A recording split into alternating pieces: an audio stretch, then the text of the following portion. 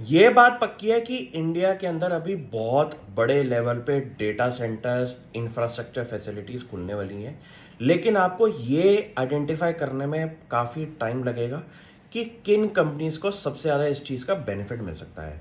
उसी कैटेगरी और उसी थीम पे मैंने एक कंपनी आइडेंटिफाई करी है जिसका नाम है हेमिस्फेयर प्रॉपर्टीज़।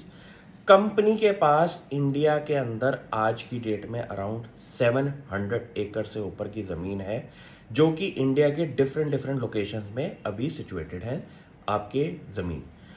कंपनी ने अभी रिसेंटली सिर्फ एक अनाउंसमेंट करी थी कि उन्होंने एक रियल एस्टेट कंसल्टिंग कंपनी को अनाउंस किया है अपने पैनल पे कि वो उनकी जो पुणे वाली लैंड है उसको सेल करने के लिए बायर्स ढूंढे। इतनी ही बात पे कंपनी के अंदर एक बहुत बड़ा आपको अट्रैक्शन दिखा होगा शेयर होल्डर्स के अंदर। रीज़न बीइंग, कंपनी के पास आज की डेट में जो लैंड एसेट्स हैं उनकी फेयर वैल्यू जो है वो अराउंड 10,000 करोड़ से ऊपर की है। उसमें से एक सिग्निफिकेंट अमाउंट जो है पुणे लैंड का, जो कि अराउंड 500 एकड़ से ज़्यादा की ज़मीन है, उसकी फेयर वैल्यू अराउंड 2200 करोड़ के आसपास की बैठी है। इतनी सी बात, और कंपनी के रेवेन्यू अगर मैं आपको बताऊं तो वो है अभी करंटली ज़ीरो। आपको ये समझ में आ जाएगा कि जो गवर्नमेंट ऑफ इंडिया बोल रही है उस पे अगर आप उतने ही नंबर्स को चेक करके आइडेंटिफाई करें कंपनीज, तो आपको लिस्टिंग के अंदर काफ़ी हेल्पफुल चीज़ें मिलेंगी।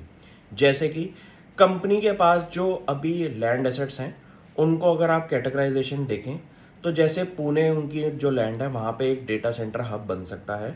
ये अभी पोटेंशियल लोकेशंस हैं जहाँ पे एक बहुत बड़े लेवल पे रेजिडेंशियल कमर्शियल प्रोजेक्ट्स आ सकते हैं। लेकिन इन चीज़ों में काफ़ी टाइम लगता है, क्योंकि रीज़न बीइंग ये लैंड एसेट्स इतने पुराने लैंड एसेट्स हैं गवर्नमेंट ऑफ इंडिया के कि वहाँ पे अभी आपको बायर ढूंढने में थोड़ी सी दिक्कत ज़रूर आएगी। लेकिन ये बात पक्की है कि गवर्नमेंट ऑफ इंडिया जहाँ पे डिसइन्वेस्टमेंट की बात करती है, वहाँ पे अगर उनको कैश की रिक्वायरमेंट है तो सबसे पहले उनके रडार पे यही स्ट्रेटेजिक लैंड एसेट्स आएंगे जहाँ पे आपको एक सेल का मौका ज़रूर मिलेगा। अब ये बात पक्की है कि इंडिया जैसी लोकेशन के अंदर जहाँ पे गवर्नमेंट ऑफ इंडिया इतने बड़े लैंड एसेट्स पे बैठी हुई है जिनका कोई अभी यूज़फुल आपको एक्टिविटी नहीं दिखाई दे रही, उन्हीं कैटेगरी ऑफ एसेट्स पे अगर आपको फोकस करना है तो उसमें से एक हेमिस्फेयर प्रॉपर्टी ज़रूर आपके नाम पे आनी चाहिए रडार में। क्यों?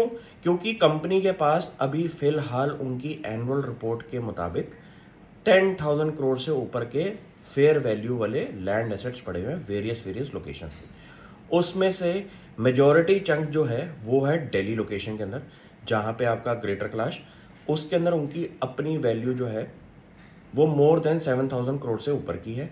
प्लस एक और उनका लैंड एसेट्स है छतरपुर एरिया। आपको इतना पता चल गया है कि कंपनी की बैलेंस शीट में कोई ऑपरेशनल एक्टिविटी अभी फ़िलहाल नहीं है। लेकिन ऑपरेशनल एक्टिविटी को चेक करने के लिए अगर आप कंपनी की एनुअल रिपोर्ट को ढंग से समझें तो आपको इतना समझ जाएगा कि कंपनी का जो कोर बिजनेस वैल्यू होगी वो होगी उनकी सेल ऑफ लैंड के अंदर। तो आपको ये कंपनी को अपने रडार में रखना है, और मुझे बताइए अगर कोई डाउट हो। Thank you.